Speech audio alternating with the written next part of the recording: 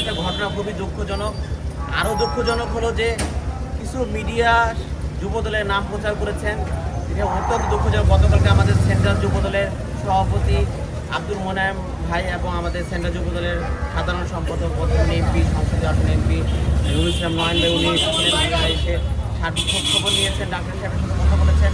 এবং যুবদলের যে বিষয়টি আপনারা দেখেছেন যে আমরা স্বৈরাচারী শেখ হাসিনা পতনের পর এই যুবদলই কিন্তু সাধারণ মানুষকে পাহারা দিয়েছে, রাতভর বিভিন্ন এলাকায় অবস্থান নিয়ে সাধারণ মানুষদেরকে রক্ষা করেছেন স্বৈরাচারী সরকারের দোষরদের ইয়েতে। তারপরে এই যুবদলের নাম বিভিন্ন জায়গায় আসছেন।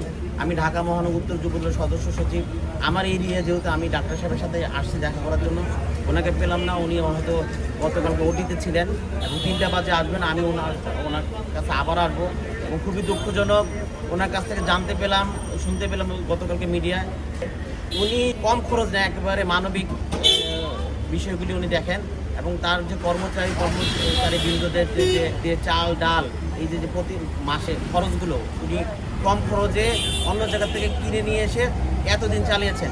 যে টেন্ডারবাজি যারা করে যুবদলের নাম ভাঙে, আপনারা জানেন এই শেরেবাংলা এলাকায় বিভিন্ন অফিস আদালত প্রশাসনের কাছে আমি সহযোগিতা চাবো যে যারা এই ধরনের কর্মকাণ্ড বলে যে মহিনা, যারা আমার দলের নাম ভাঙিয়ে ছাত্রদল, যুবদল, স্বেচ্ছাসেবক দল সংগঠনের নাম ভাঙিয়ে যারা চাঁদাবাজি করবে তাদেরকে যেন গ্রেপ্তার করে এবং আশেপাশে সবাই যেন সহযোগিতা করে। এবং 6 ঘন্টার ভিতরে আলটিমেটাম যে ওকে যেভাবে হোক র্যাব বাহিনী, প্রশাসন, পুলিশ বাহিনী, গোয়েন্দা বাহিনী, যেভাবে সেনাবাহিনী এখন মাঠে আছেন যেন ওকে দৃষ্টান্তমূলক শাস্তি জনগণের মাঝে যেন এনে বলে যে এরা কি মানুষকে যেন অত্যাচার না করে।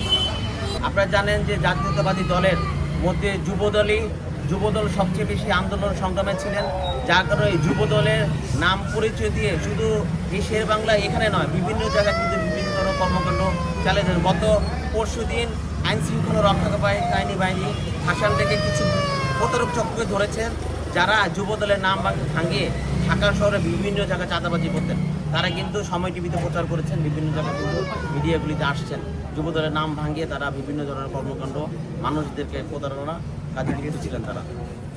আপনার এই ওয়ার্ডে যিনি নেতা তারা আসলে বিষয়টি দেখলেন না, তো একদিন দুদিন ধরে চলছিল, দিন ধরে চলছিল যে এখানে সাপ্লাইয়ের বদলতে যে চাঁদাবাজি বা যেটা করেছে, তো ওয়ার্ড নেতারা কি এইসব বিষয়ে আসলে সচেতন না?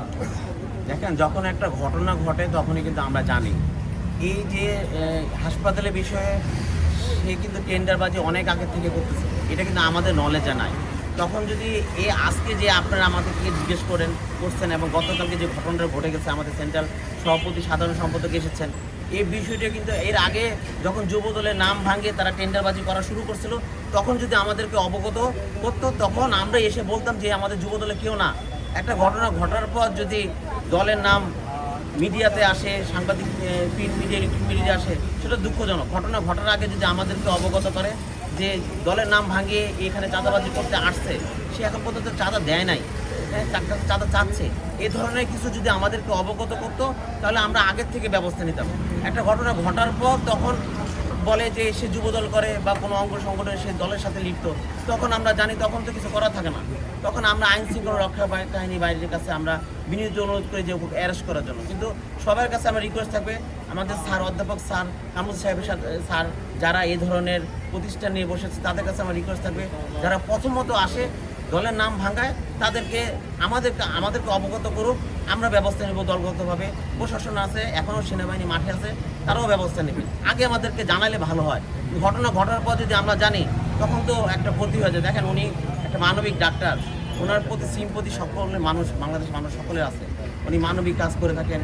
এখানে যারা কর্মকর্তাবৃন্দ আছে তাদেরকে এই যে মাসিক যে খরচগুলি উনি সাশ্রয় করে তাদেরকে দেয়। এখানে টেন্ডারবাজি করছে, এই জিনিসটা যদি আগে জানাতেন তাহলে আমরা কিন্তু ওনার উপকার আসতে পারতাম।